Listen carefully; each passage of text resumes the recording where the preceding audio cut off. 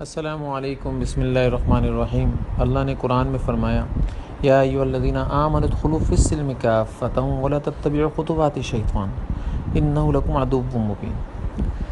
اس کا مطلب یہ ہے کہ اے ایمان والو، اسلام کے اندر پورے داخل ہو جاؤ۔ اب پورے داخل ہونے کا مطلب کیا ہے کہ اللہ تعالیٰ کی ذات نے جو احکامات اتارے ہیں اس کو پورے اپنے جسم کے اوپر نافذ کر لو، اپنے معاملات کے اوپر نافذ کر لو، اپنی معاشرت کے اوپر نافذ کر دو، حقوق العباد کے اندر نافذ کر دو، اور اللہ کے احکامات سے ہٹ کر کسی غیر کے طریقے کو مت اپناؤ، چاہے وہ ثقافت کے اندر ہو یا آباء و اجداد کا کوئی طریقہ ہو۔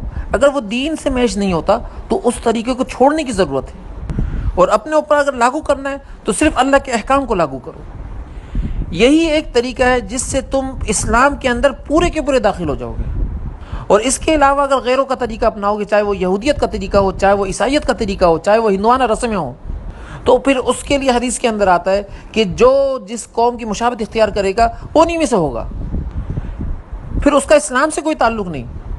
اس لیے مشابہت اختیار مت کرنا، بلکہ اپنے دین کو فالو کرو، اسلام کو فالو کرو۔